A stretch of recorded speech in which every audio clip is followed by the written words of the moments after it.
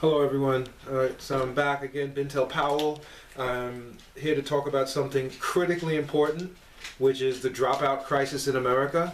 For the last 10 years, maybe even more, there's been 1.2 million kids throughout the country have dropped out of junior high school, and I'm not sure what the numbers are for college, but I know it's like 1.75 million. Don't quote me on that, but it's up there. It's a lot of people, right? And when kids drop out of school, they're more likely to sell drugs. They're more likely to commit crimes. It destroys property values. Students go to jail, and I am supremely confident that we can cure this. All right.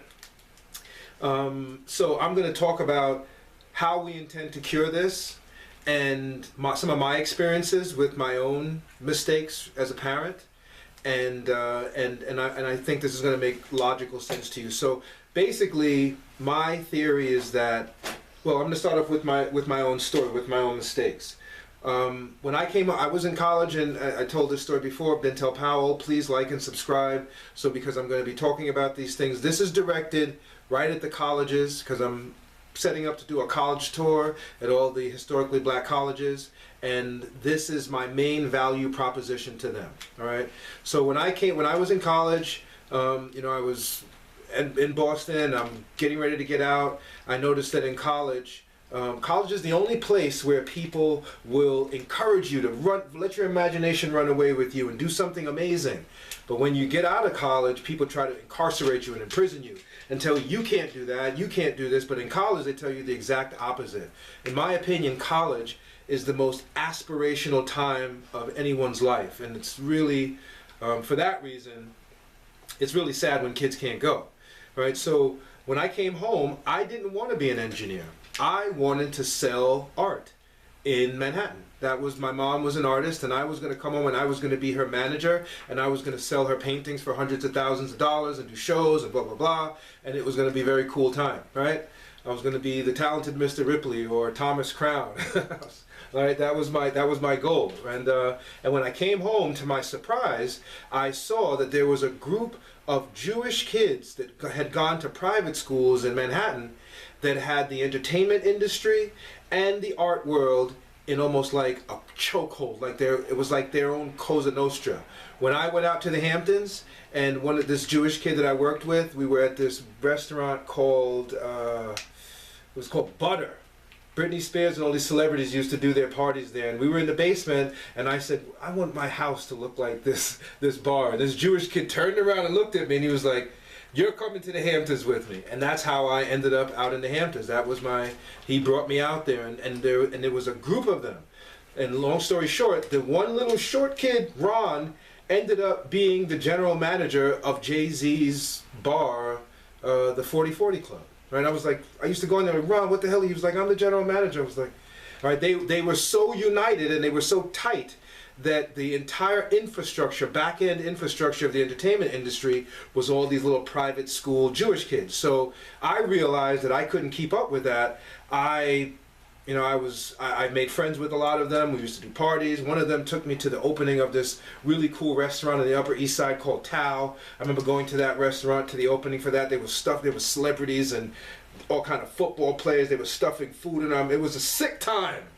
It was a very sick time, and I was in every party, and I'm really happy. But so I came home, and I realized that these guys have the entire New York City art and entertainment scene on lock, right? So when I had a child later on, just really, really pissed off that I couldn't crack the art world like that, because they had it under lock and key.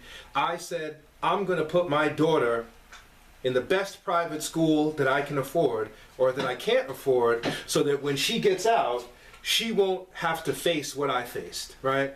And I did that. I I spent all my cool guy money putting her in these schools, and I was sure that I was doing the right thing. I felt like I deserved I felt like somebody should have enshrined me and put me above their fireplace because of what I was accomplishing, like how I was pushing her up on my shoulders, right?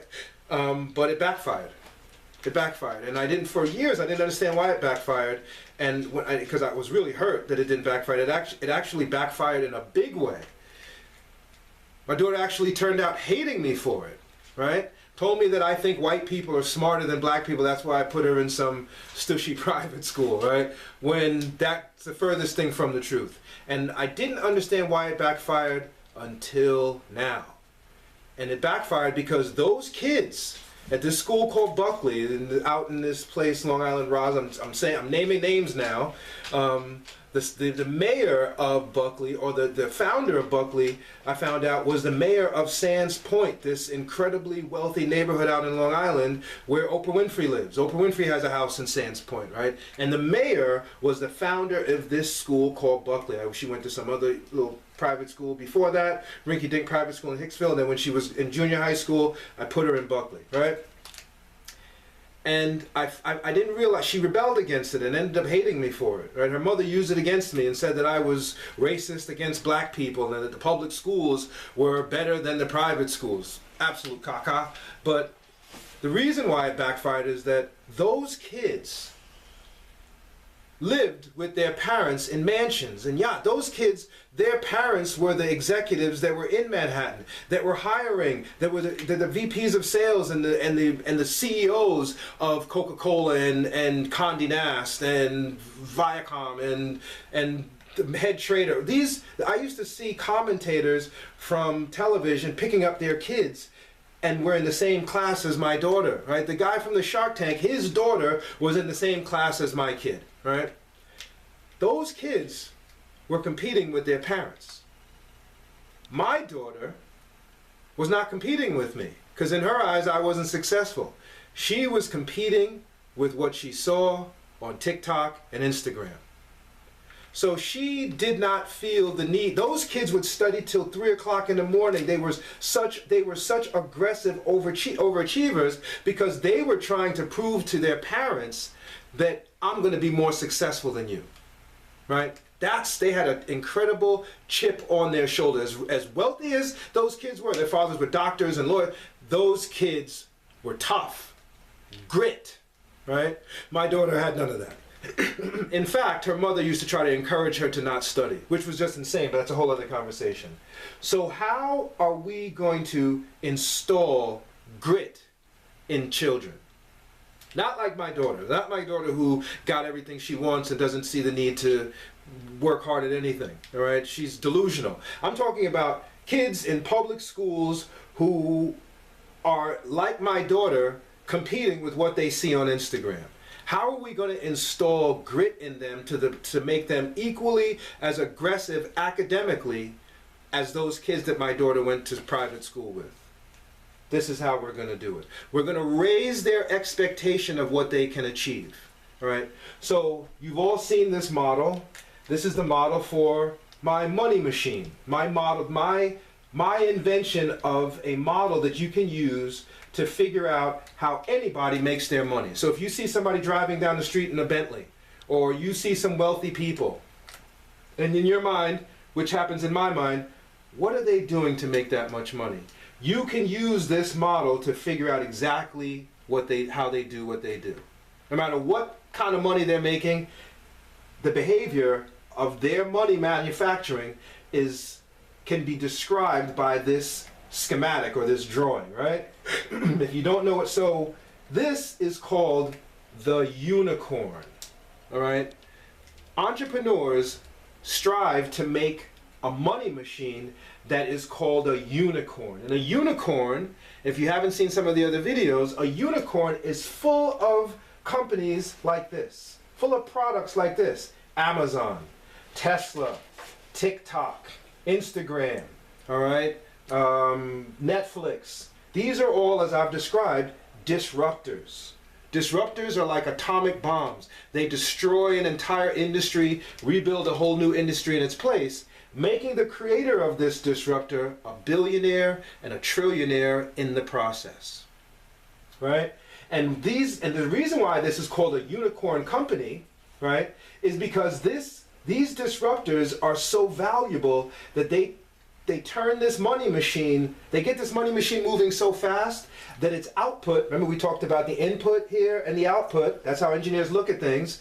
The output is $1 billion in the space of its first year. And that's why it's called a unicorn, because it's rare. So when you hear stockbrokers talking about, we got this new stock, with this new stock Tesla, it's going to be a unicorn, all right? This is what they're talking about. Its earnings are so fast and furious that it did $1 billion in sales in year one. And it goes up levels, unicorn, and I don't know what the levels are. You can look them up, but it goes all the way from 1 billion, probably like 20, 30 billion. Like NVIDIA is worth $4 trillion. So NVIDIA is doing, probably did like, 60 billion in its first year, some ridiculous number, all right? This is how we're going to put a chip on the shoulders of the average kid. Because what do disruptors do? Disruptors, excuse my language, disruptors disrupt shit.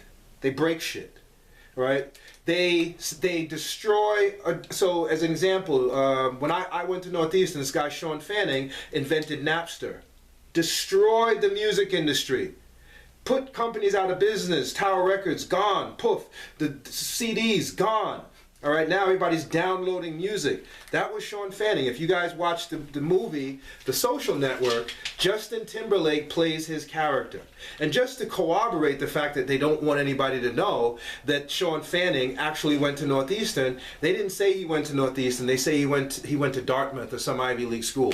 Because disruptors are only taught to the wealthy kids at Ivy League schools. So for Sean Fanning to go to a lower level private school like Northeastern, the one that I went to, is almost a stain on the legacy of disruptors. They don't want people to know. They didn't say Northeastern in the movie, right? I took offense to that, right? I took personal offense to that, but that's a whole nother story, right? So once we go into the schools and tell the kids that we want them to do this, right? And that the CEOs, the person in the middle, right? Because when people buy a Tesla car, they're really buying Elon Musk. If Elon Musk's behavior, like he's doing right now, acting crazy, and the whole mega movement is going against him and this other guy, Aramaswamy or whatever his name is, his money machine will slow down. People will stop buying his cars. All right. So so people are buying Tesla, but they're really buying Elon Musk. All right. So hypothetically, if it gets out that, hey, Elon Musk cheated when he was in college, or Elon Musk dropped out, he didn't finish college, or whatever. If that were to get out, it would have an adverse effect on the speed at which his money machine starts to make money. It could sink him. It could be like taking all the oil out of his money machine and its engine seizes. All right? If that information gets into the media, the input, right? His disruptor now becomes invaluable. People don't trust it. People start to advertise about how the Tesla is exploding and killing people. Oh, because he dropped out of college, that's why. I mean, this is how this information can snowball. All right? But what I really want to say here is that if as a student, right? Because these CEOs go through hell to get their money machines up and running. They work 17 hours a day. They sit in cubicles like I'm doing and do exactly what I'm doing to try to get their companies to that $1 billion valuation. Right? They have to find out who their customer is. They go at one customer, that's not the right customer. They do that for a whole waste time, getting their brains beaten out, going through all this pain. Once they get their money machine spinning right, they find a lucrative and profitable revenue source in a type of customer throughout the world, right? That's very painful. They sacrificed tons of time and energy. They lost everything. They probably lost time with their children, as am I, right? As am I right now. If I had to endure all this pain, and I find out, and I'm looking to hire, I get my money machine up and running now. Now I'm not no longer the CEO like Robert Schultz. Now I'm the chairman. I'm the chairman. I'm in the back now. I hire a CEO to replace me. because I'm just spent. I'm beat. I'm going to hire somebody to run my money machine now, to maintain it. I'm going to hire a CEO who's going to be my maintenance package for my money machine. Don't break it. Don't you dare break it. Make sure it stays running, and make sure it keeps spitting out $1 billion a year. But if it goes under $1 billion, you're fired. All right? When I'm going through that interview process, do you think I'm going to hire a CEO that dropped out of school? Do you think I'm going to hire somebody who is a high school or a college dropout? No. Absolutely. Even if I am a high school or college dropout, I am not going to hire somebody to run my money machine who dropped out of college, because what that says to me is that how can I trust you to cure pain for the world when you can't even take the pain and endure the pain of graduating from school? That's it. You are instantly a faulty piece of equipment, and no matter what you say, you're not working for me. You're untrustworthy. You're not built to spec, where like if you buy a tire, that tire is warranted to last for at least a year or your money back. I can't even put a warranty on you because you dropped out. Why would I hire you who dropped out when Johnny over here from Buckley finished on time, before time, with a 4.0 and endured all that pain, and I don't have to, he does not represent risk to me. You are too risky. All right? So that's one reason, once you tell kids that, they sit there looking at you like, oh, I understand that. All right? Because they want to play in this disruption game. When you tell them, I want you to go out there and use your education to break other companies, they're like, in their mind, they're like, this I can do. That I can do. That I like. That's cool. Being an engineer is not cool, but being an engineer to create a disruptor to break shit, excuse my language, that's very cool. Right?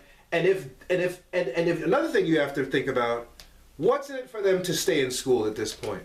They've seen their parents graduate from college and working at McDonald's or driving Uber.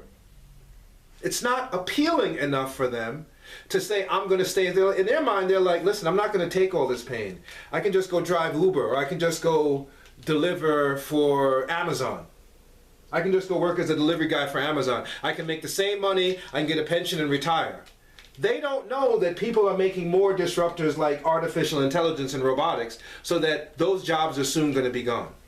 In their mind, they're like, I'm just going to drop out and get a job. So you have to give them something higher and bigger to shoot for. And this is what you can give them. Right? You can put giving this to them puts the exact same chip on their shoulder that the little kids that went to Buckley had, that my daughter just didn't have. Just didn't have. And unless I can become a billionaire, she will never have it. In her mind, she'll be like, I'm just going to be like my mom and do hair and be a teacher and just get summers off. I don't have to study. She literally said to me one day, I don't want to be the type of person that thinks everything is about school. As soon as she said that, I knew that was her mother talking to her and telling her that you don't have to study as hard as your father wants you to. You can just be average. It's a public school teacher now. You can just be average and get a job as a teacher like me and do hair on the side. And you can have enough money to get your hair done and buy your weaves for $500 and look successful. You don't have to go through all that misery that your dad wants you to go through. She's a kid. Of course she's going to take that. She's going to take that bait. She's not going to figure out that her mother set her up for mediocrity until it's too late and she's got kids with some other moron and her life is over. And I'm dead. This is what our children are caught up in.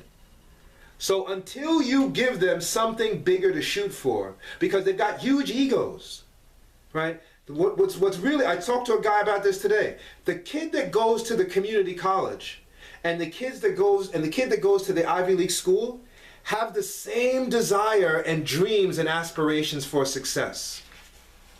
One of them has bigger goals than the other. The kids that go to Ivy League colleges know what this is.